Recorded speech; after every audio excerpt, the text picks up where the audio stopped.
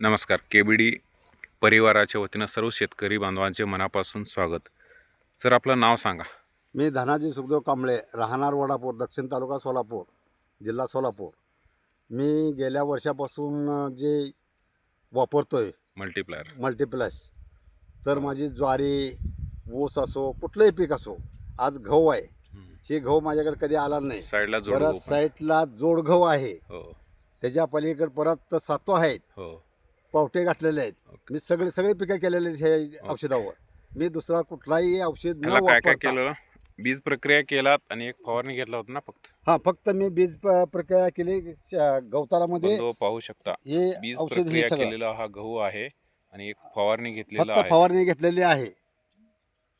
समान 1 लेवलचं 1 एकरच्या क्षेत्रासाठी वापरलेला आहे. हा, साईडला जो आहे जोडगहू आहे, उन्हामुळे थोडं चमकतो. जोडगहू पण अप्रतिम अशा पद्धतीनं आलेलं आहे.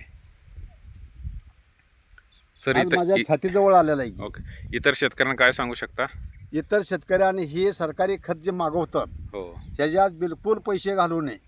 कारण काय, फक्त 25% जर ह्याच्यात घातलं हो, तरी सुद्धा इथं तुम्ही 50-60 हजार रुपये तुम्ही दुसऱ्या खताला कुठल्याही घातलं तर काही उपयोग होत नाही. सोबत यावर्षी ऊसाला वापरलं होतं.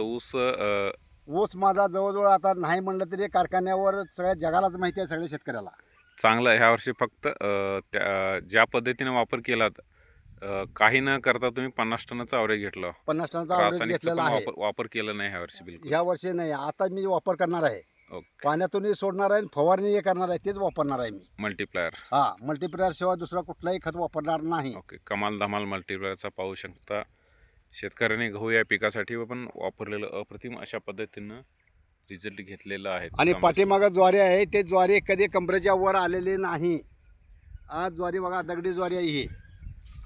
घाटाचा साईज पाहू शकता. कधीच असेल नाही, कमरेच्या वर कधी आलं नाही. फक्त बाटूक म्हणून काय ह्या रानातला निघत होतो.